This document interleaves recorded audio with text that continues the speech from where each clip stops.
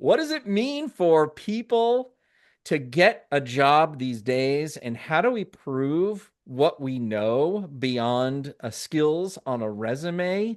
I have with us today an incredible guest who has deep domain knowledge on what it means to learn, get credentialed, and what it means to get a job in this kind of crazy world we live in. Josh Silverman, a longtime friend, he is the founder and CEO of People Work Partners. He brings a humane design lens to recruiting and leadership coaching, placing emerging leaders in roles at Target, Cisco, Netflix, OpenAI, and more. And we are going to get into it about how the world is changing. And he's going to teach us a little bit about what he's been thinking about, called the knowledge continuum. Josh Silverman, welcome to Great Mondays Radio.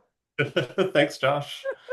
Thank you. Thank you. So glad to be here. So glad to have a conversation with you and others who are listening. Welcome, everyone. So you've spent a lot of time in your career inside of educational institutions. And I want to Correct. start our conversation there. So Great. give us a little bit of your kind of to get us into the ballpark Yeah. around how you got into teaching, what it means to run a department at a design Sure. school, and then we'll get into the crisis that some of these schools are facing and what it might mean. So let's start with you and the kind of the expertise you have earned, hard earned expertise, blood, sweat, and tears of Yeah. living in a design school. Yeah. Well, thanks for making the time for us to have this conversation. I'm a lifelong learner. I love to teach because I also love to learn. I owe a lot of this to Liz Resnick, who was chair of the design program at Mass College of Art in Boston when we were all there. Mm-hmm. Liz was the education chair, I believe, of AIGA Boston when I was volunteering as membership person, go to. AIGA being When, the National Design Association that we both that's grew right. grew up in. That's right. Yeah, and expanded our network. And so Liz said to me one day, "We got to get you in a classroom." And I was like, "Okay." And I did not think that I wanted to teach, but I've been teaching for 30 years. I taught at Mass Art, AIB, Art Institute of Boston that was acquired by Leslie. I taught at RISD. When I moved out to the Bay, I taught at General Assembly. I've led workshops around the globe, and for the past, I actually taught a class at Creative Live, which was really interesting to experience 20,000 people live streaming my class on Creative Live, which was an incredible experience. I've been teaching on Maven.com, and for the last 10 years, I've been teaching at California College of the Arts. RIP. If you went to CCAC, California College of the Arts and Crafts, you still refer to it as CCAC. But CCA has been an incredible experience. I was an adjunct for a couple of years, and then I was chair of the Master of Interaction Design program. Started March 2020. Lo and behold, we know what happened March 2020. The internet became the home for a lot of learning, as it had been already. And when I was chair during those first couple pandemic years, it really radicalized my understanding of where and how learning takes place. I was very surprised to start chairing March 2020, but also quite humbled that I got to run this program and lead this program, the MDES program, in our Zoom rectangles, in these rectangles. It didn't Yeah. really matter where your body was based. It mattered that you wanted to learn and that you wanted to teach and be part of this program, no matter where you were based, because you had the knowledge and you had Yeah. the interest and could make the time. So this then brings us so what I think you had a unique opportunity or a unique moment. You were at the right place at the right time, or the wrong place at the wrong time, but let's say the right place at the right time, It was right. That's right. to understand the absolute earthquake that is still rippling through our education system Yes. because traditional, and this is what you said before we started recording, traditional small independent colleges and educational institutions are real estate based. And what Yes. does it mean when It's- the world, right, place based? What does it mean when the world goes online? Now, of course, I've talked a lot about this, in work and offices, but haven't really, and other people that you have thought more about this. So, how did we? So what is happening now in the that is so that is sort of the result of this. We're starting to see it 5 years later, 6 years later. What's going on with these schools and how they've changed or haven't changed? What are the symptoms of that? The easiest, most succinct way I can put it, Josh, is that a lot of schools that were doubling down on place-based in-person learning, and I'm not knocking that that's important and valuable. I love going to campus. I love running into people that I wouldn't have otherwise run into on Zoom. You can't really program spontaneity like that on Zoom Yeah, yet. yeah, yeah, But having a critique where things are on a wall and you get to point to one student's work and say, you and you are solving similar problems. You should chat with each other and think through that together. yeah. Can't replace that kind of looking at things together in a holistic kind of way. And I love that for place-based learning, and that's still important. There's so many programs that you can't do online, like furniture and all the like handcraft is a lot harder to do online, even Mhm. though bless her heart, the furniture chair figured out how to ship things to students who wanted to learn furniture making during the pandemic. But um, place-based learning is still important, and we live in a multiverse where when I was chair of MDes, I was able to diversify the faculty perspectives by hiring people who didn't need to be based in the Bay, weren't coming to campus. That helped the program unlearn a lot of the cis white male perspectives that present company excluded, were part of the dominant ethos of design learning for quite some time. Hmm. Hmm. So two things happened when I was chair that helped me where think through where and how learning takes place, and that it's more important to have the people. It's more important to focus on the person doing the learning rather than where the learning is taking place. So if I learn culture from Josh Levine, that should stand for something. If I learn systems thinking from Hugh Dubberly, that should stand for something because it came from those people. Yeah. I came from Jorge Arango, et cetera, et cetera. There's a lot of value to the people who have the knowledge and less so maybe the institution that they're a part of. Mm. So that shift is the first thing that's starting to take place for me. The second is access. And I'll never forget this student who wanted to come to the program when the pandemic was over and we were no longer offering hybrid or Zoom classes. This student based in Mexico, said, how come we're not live streaming what we're teaching on campus? And I said, I wish that we could. I wanted to accommodate the student. Access is critical for lifelong learning, not just a grad program, not just an isolated grad program in interaction design, but to be able to level the playing field of who gets to learn and where it takes place. Yeah. That's the way I want learning to go. That's the way I want learning to go for everyone, not just people who want to come to California, to San Francisco to learn in a master's program. Yeah. So real estate is really expensive, period. It's particularly expensive in the Bay. And when Vanderbilt University, who is acquiring CCA. This conversation had been going on for at least a year plus, but we, the faculty and staff and students, all found out about it this January, a week before classes started, or actually 2 weeks before classes started. So it was a bit of a shock to everyone. And I had students coming in my classes from Ghana and Korea who were like, I wouldn't have come to the US had I known that this was happening. And I wish that they didn't have to come to the US, but could still learn from our faculty if they wanted to. Yeah. So what Vanderbilt is doing is making another real estate acquisition with CCA's beautiful award-winning new building. There were so many things that happened in the last couple of years pre-pandemic that I think forced CCA's hand, but it left a bad taste in my mouth because Vanderbilt sent out this when the press announcement was made and we all found out. Vanderbilt included in their press release that they wanted to connect with people who had had a long-standing impact in the Bay Area community, and I thought they haven't reached out to us. They don't even know who we are. Let us show you around. Let us introduce you to who we are. So maybe some of the faculty who've taught at CC for 10, 20, 30, 40 years could continue to be part of Yeah. the Vanderbilt community if they wanted that.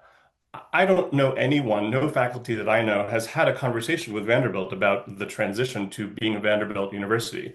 CCA is going to have a couple of its holdings, maybe some curricula being introduced to Vanderbilt, but it's TBD. So I, to get I to your to, yeah. to get to your answer about like what's happening, uh, SFAI closed, Mills closed, CCA is closing, Hampshire is closing. This is the beginning of a series of rolling blackouts of independent colleges of art and design or not even art and design. Hampshire is not an art and design Neither's college. Mills. Yeah. Yeah. These are signals that there's something that needs to change. And this is a really good time to reinvent some systems. Yeah. Do you think that, I guess, if I were to draw a parallel, right? So where our what we're looking at is a difficult economic environment, and there's no question that this kind of distributed virtual learning opportunity, whether that's someone skips, a degree altogether, or can take, can actually learn outside of that system virtually. Yes. Is it your opinion that these organizations, if they had taken some of those steps to be more broadly accessible to stream, like would that have been able to, if they embraced it, stave off this kind of closing? Like if they were to kind of this, let me finish my thought here because a thousand things just rushed into my head as I was saying that. Yeah. Would that been able to uh, save some of these universities at least in part? And is it because they couldn't evolve that they are like? This is what I think I hear you saying, but I just want to make Yeah. sure that I understand. Yeah, thanks for the opportunity to clarify.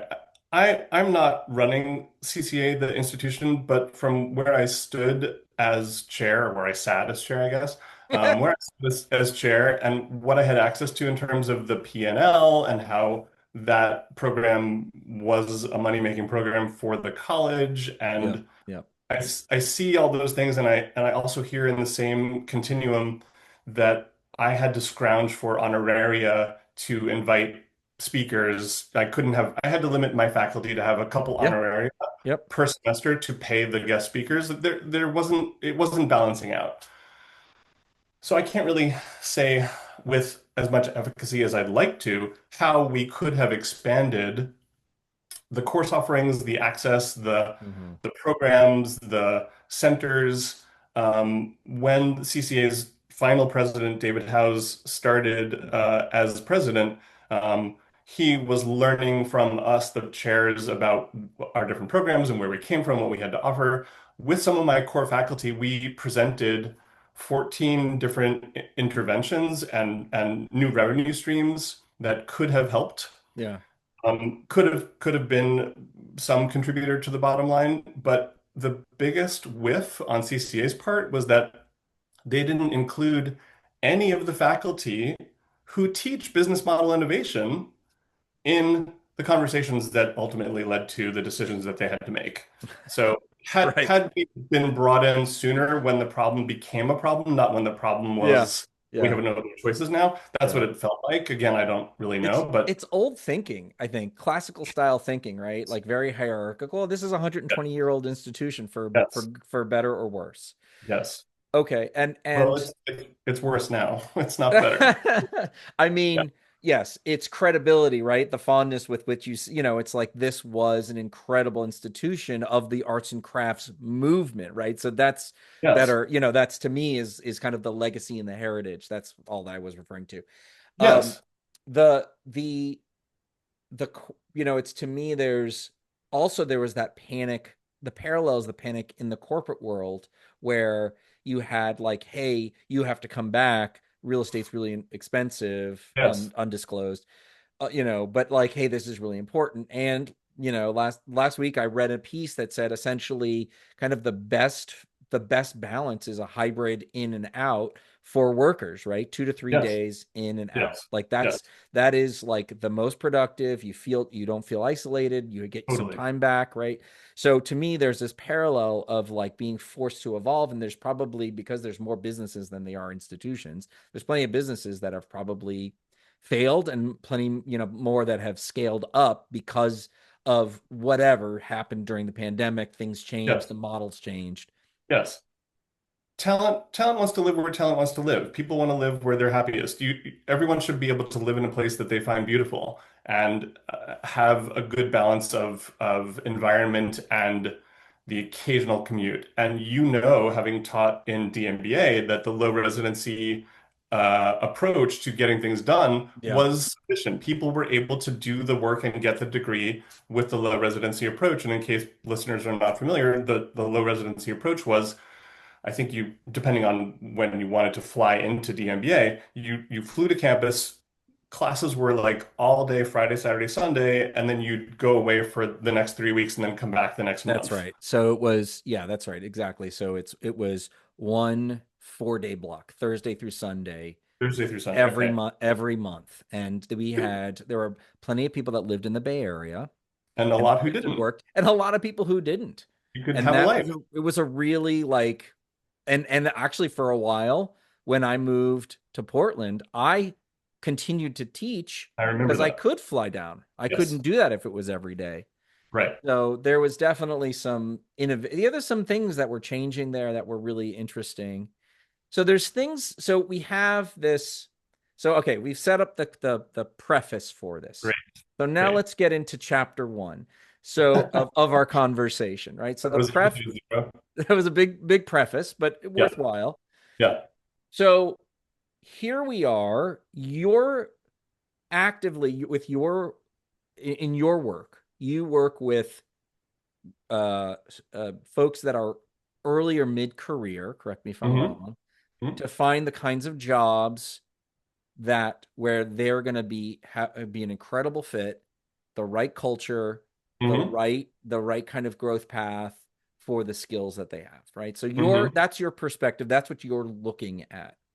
And you inherently have to understand where they've come from and what they have learned. Yes. So when you see a failure of the educational system, or at least the brittling of the educational hmm system, hmm hmm what, and I'm looking at, and you're experiencing as well, this completely turned over job market. hmm You're seeing opportunity for change. And so I want to hear a little bit more about how we how people should be thinking about proving the value what they know beyond skills, because we know from the AI discourse, right, the idea of bundling skills, right? So if you have one skill, it's easy to be replaced, AI or humans, versus a bundling of skills. So how do we prove, like, give me your kind of what you've been chewing on around the way that both parts of this system are changing. Absolutely. That was several questions, but I'll do my best to answer them I one know. at a. I got to get better at just asking one question. I know. No, no. If your question is everything, tell me about everything, then you're covered. Um, so what I'm thinking through these days is a knowledge continuum. We have early childhood school, we have college, high school, college workshops, learning by doing, we have internships, we have more workshops maybe. Once we leave a school environment and we're in a work environment, I don't think the learning should stop. For some people, it doesn't. You have L&D budgets, learning and development budgets from your employers. You might have a lunch and learn. You might have some other kinds of like corporate programming where there's, or employee sponsored programming where there's employee resource groups. There's plenty of ways to keep your learning going, even if you're not at school. So I'm thinking that there can be some continuum of skills in, knowledge in, and skills out, knowledge out that is connected, that is a through line between what we've learned, who teaches it, where we learned it, how we deployed it, and then what we do with it when we're at work. And that would help a lot of recruiters, myself included, make a better match, perform the work of matching people to environments better when we know where the knowledge came from, when we know who did the work and who taught us those things and how it has Hmm. been demonstrated before. You said something about failure, and I just want to give a little sidebar to like failure and what I think about as failure. Failure is data. Failure is a moment in time. Failure is not final if you have a growth mindset, which we do.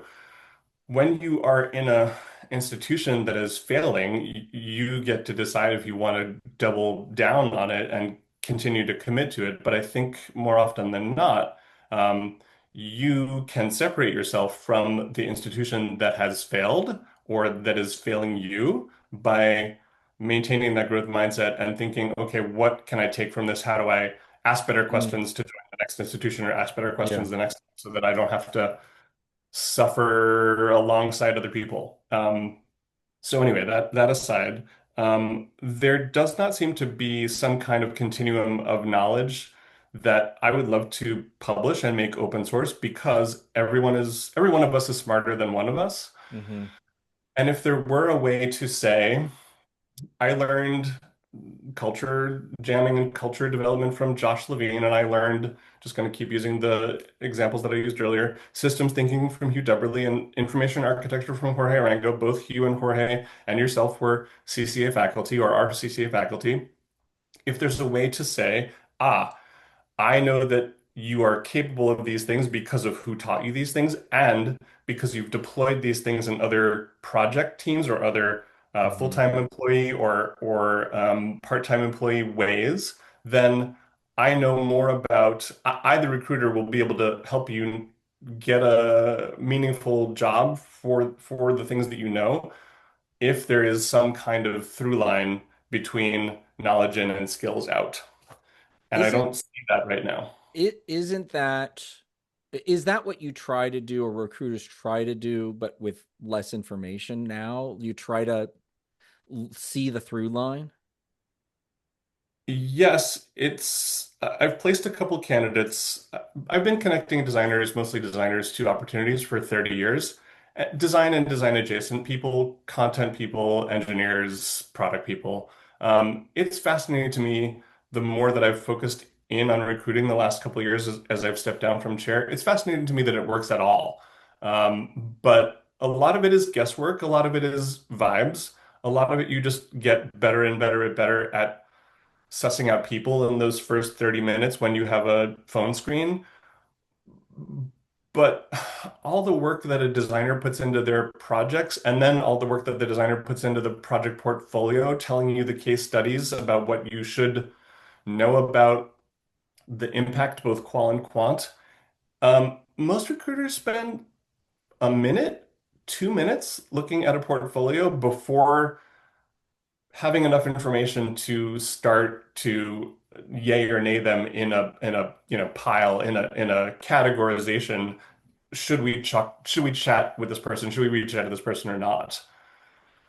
And it's it's amazing that it does work as it is right now, as the system is set up right now, because it seems like a lot of um, vibes, and I want it to mean more than that. It's also super transactional. You know, Yeah, you're a warm body with Figma skills. Here's your role. Um, Good luck. Peace out. And I want there to be a little bit more right. relational support around that. I have always thought that even, I think designers as a perfect example have a much better chance of demonstrating their value than because they have more than just a resume. And Hmm. now you see that with folks who are publishing or can demonstrate the projects that they have on GitHub or that they've done before. And I even read an article last week that was essentially saying, look, if you want to get an interview, build something that's valuable to this person, and because Yes. now you can, and you can spend that time. And Yes. so to me, what I think is really a piece of the puzzle is showing you the work product, not telling you about the work product. Absolutely. Yeah. And I've been teaching a portfolio class, portfolio making class for the last 10 years at CCA and elsewhere. I teach it on Maven. And the thing that designers need to do more than anything else, if there's one thing that a designer listening to this podcast episode can do to their portfolio, is put impact first. Here's the setup, and then here's the impact. That's like first slide is like what I did, how I came to this opportunity, what my role was. The next thing you need to put in your slide deck is the impact slide. Don't, it's not the design process, it's the interview process. And because recruiters don't take a lot of time poring over each of their candidates' portfolios, putting the impact slide second will hook the listeners to think through the rest of the design process. So Mm-hmm. yeah, impact is important. It can come in lots of forms, qual and quant, and both are valid. Both are important. You need a good testimonial and you need the business impact or the time saved, money earned, etc. So before we start making our guesses about what might we might want to see in the future, Hmm. is it possible for someone who is not a front end developer or a visual designer, like what is that version that they can do today, right? If you're not like, hey, I'm applying to create an app, like to be part Yep. of that, right? Like I know anybody Yep. can make a site and can make a, but like how do you help other people move beyond the resume and just these like that to me, like how do you today, how do we demonstrate value? Value comes in many forms. I think the most basic fundamental answer I can give you is that if it's not coming in a measurable, quantifiable way, time saved, money earned, bottom line impact, qualitative value is just as important. So I Hmm. learned how to research this thing better because of this collaborator that I worked with, or working with this person helped me approach content strategy in a different way, or storytelling became really much more important because whatever the thing is, like the experiential part is just as valid as the business part. And I think in the age of AI, when things are accelerating and becoming harder to over-index on in the age of AI, it's going to become important to over-index on the people part, on the fundamental human thing that AI can't do yet. So if we can over-index on the qual, that's a good thing to demonstrate value. Okay, so then let's move that forward because I do think that's one of the underlying tenets of your hypothesis around what we can be doing. So, what is if we need to move beyond articulating skills, Hmm. like that is absolutely, I think, a clear as day what we need to be doing because that's the value I think very shortly, if they haven't already, organizations are going to understand, right? You Hmm. can't be, turns out you can't be, people can't be replaced with AI. Hmm. So how might the future look in the market when you are trying to prove the human value of, Hmm. right? Hmm. What's the soft skills version of the portfolio? Sure. So soft skills are misnamed, and we chatted about this before we hit record, but soft skills are way harder to get really good at, harder than hard skills, I think. Hard skills, if you're unfamiliar, are the technical skills, the shipping, the coding, the probably more quantitative skills. Soft skills or the qualitative experiential skills, those are harder because they persist. And luckily, if you're good at people, those are the things that will carry you through from project to project, from job to job. Um, I can tell you the story in a couple of ways. One is that I've been reading this really lovely book, Relationality. Shout out to David J. It's funny because I'll just read the subtitle, How Moving from Transactional to Transformational Relationships Can Reshape Our Lonely World. He's spot on, and it's extremely well researched work about being more relational. Recruiting is pretty transactional. Jobs can be pretty transactional. Projects can be pretty transactional. And what I mean by that is like I said it earlier, like you're a warm body with skills. Here's your nice new role. It's all Take trans care. like our whole the whole business system is transaction, right? Like tell me Yeah. what money you made, time saved you did. Like it's all every fundamentally this is about transactions, right? Yes, unfortunately, yes. Um, the other way I can tell you the story is that it's through a placement. When I was chair and I was coaching a founder, I love to have I've had a coaching practice and I love to coach founders. This is a founder who was about to exit from one business and start up another one.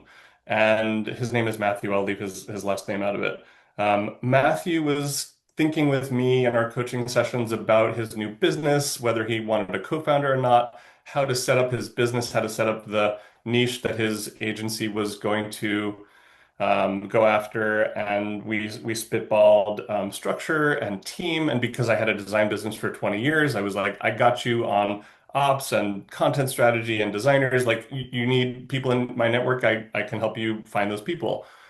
One person that he hired pretty early on named Emily, was a fresh grad of my program and had a background in the niche his company was trying to go after. So I introduced Emily and Matthew. Emily has been at this company for 6 years now and is now a partner. She started out as a senior designer, I think was her title, and has worked her way up to partner. I did some recruiting for that agency for a couple of roles. I helped find other senior designers, web designers, ops people, content people. So it was amazing to support that business as in its pre-infancy and also as it was growing. But to be able to support and nurture the person who's in the role and check in with them, how it's going, not just making the introductions, but nurturing the conversation over the years, Hmm. that's the thing that AI can't do. And Yeah. I think that's also missing from recruiting. It can be true, and I've done this with a couple of other placements besides Emily, it can be true that once you've transplanted the kidney into the body, you check up that the kidney is accepted in the new system. You can't just be like, boop, here you go. And I think that's missing. And I think Mm. that this harkens back to the other kind of conversation we were having about knowledge in learning never stops, so relationships shouldn't either. If you're gonna put a person in a new role, it would be ideal to check in with them for the first 90 days, which are critical to make impact, but also like 6 months afterwards and a year afterwards. Like, what's your trajectory? This is all on the candidate side of the house. Similarly, Josh, I'd love to do this for the client side of the house where a founder comes to me and says, I need a founding designer, but I would love to have some sense of the design hiring roadmap for the next couple of years. I would love to work with someone on that, not just the Yeah. first hire, but the second, the third, and the 10th. Yeah. Yeah. It and that is so antithetical to how hiring is seen today. And it's the imbalance that is making it's just we are moving, or these organizations, startups and the like, are moving so fast. They're like, crap, I need a blank. Yeah. And then it's they post it and then they get a million resumes and it's like then they pick one, they figure it out, right? They move through that process as fast as possible. And what I Yeah. hear you saying is and the prioritization is that quarter. And what I hear you arguing for is a more expansive generational kind of discussion, and it's just it makes a lot of sense, but your value tomorrow is very hard to sell, right? Solving pain today is a lot easier. And you're making the case, and I have that vision too. And I just, I believe in that.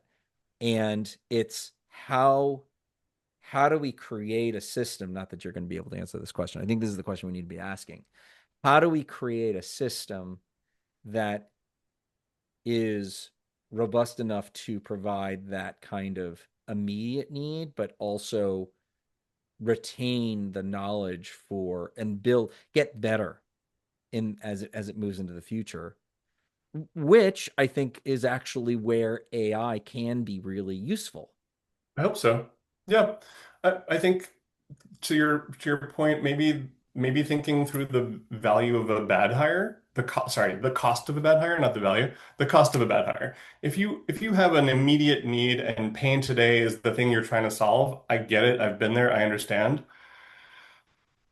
Maybe you don't want to hire someone full time for that immediate need. You could have a fractional or a project-based role where there's a curing period for how that candidate works Yeah. with you and vice versa Yeah. to rebalance the who's responsible for a good match. This is another issue that I have with existing recruiting.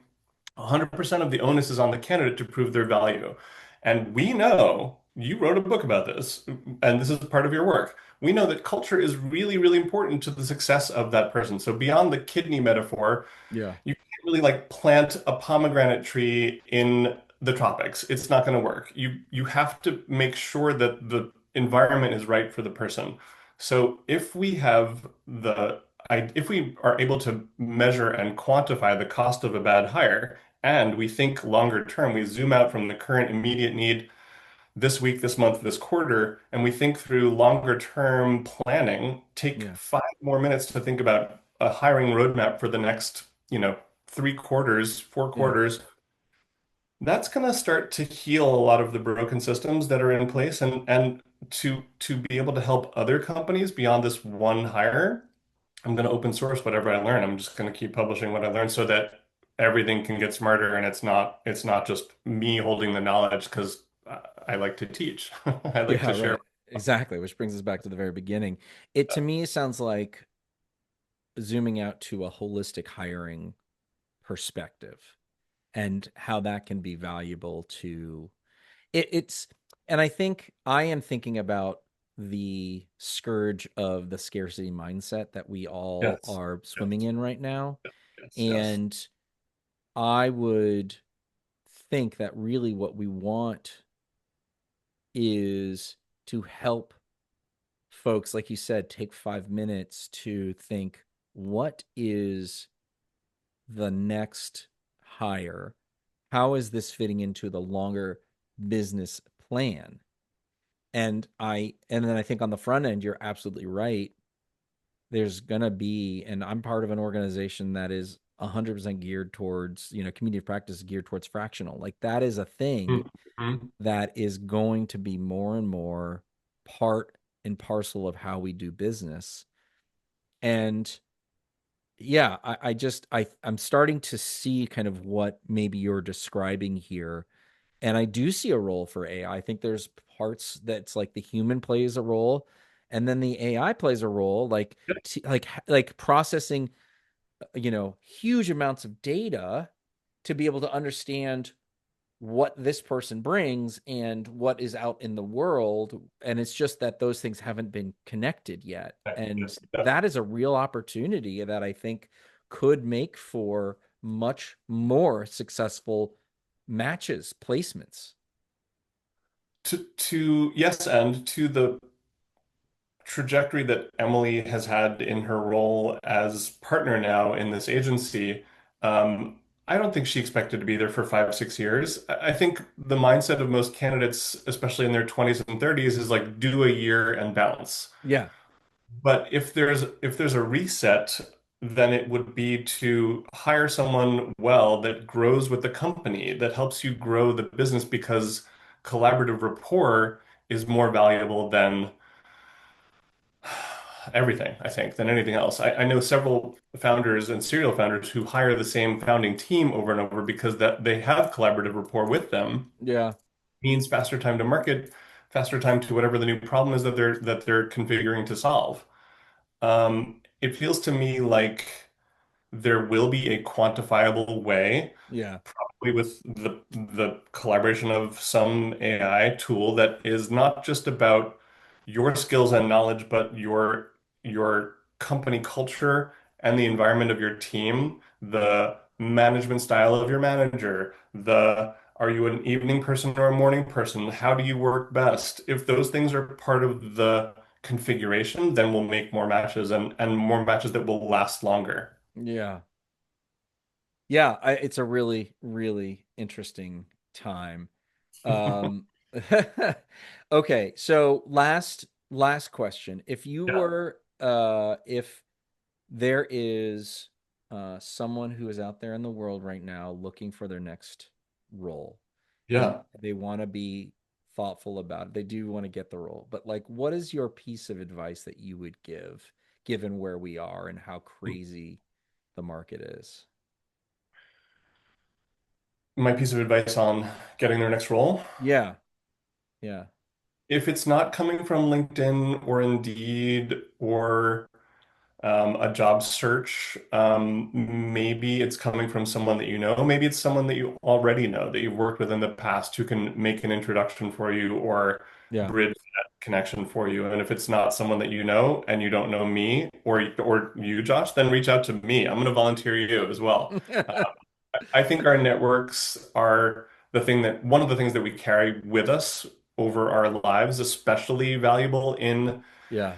an environment where a hiring manager has 10,000 resumes to look through and will give your portfolio 1 minute of Yep. review. That's a broken system. Yep. So if there's an intro, a warm intro that can be made to help you along your journey, then that's going to be part of the thing that will help you succeed, help you feel like you're not going it alone. That's amazing because that you're what you're eliminating for me is that is the part of the system that we already have in place that Yes. we're talking, right? We're describing about something that grows and moves along with you, and that is what we should be leaning on to do everything that we need to do, and that's exactly right.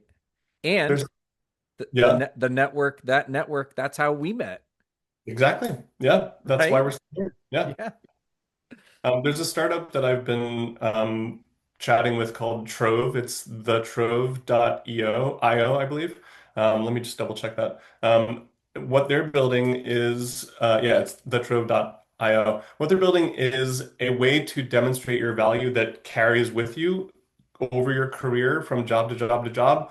Some of the some of the proof of that, some of the content around that might get stuck in a Jira ticket or a Slack message or something, and it's not going to leave the company along with you when you're ready to leave. And I'm Yeah. excited that this is a social proof approach to your value. It's Yeah. exactly what's needed to Yeah. begin to um, make LinkedIn slightly more useful and maybe another way to get to the Yeah. network effect that we're talking Yeah. to. Yeah. Yeah. Yeah. Yeah. Amazing. Well, we're gonna have to leave it there. All Josh right. Silverman, founder and CEO of People Work Partners. You can learn about him and his amazing work at peoplework.partners. Josh Silverman, thank you so much for coming on Great Mondays Radio. This was amazing. Thanks, Josh. It's been a pleasure to know you all these decades through so many different incarnations. Um, we Yeah. met we met in San Francisco, and I don't think either of us. I was new to San Francisco, and it was exciting to meet you back then and to still be in conversation today. So thank you for making the time and inviting me on. Absolutely. It was really great to have you.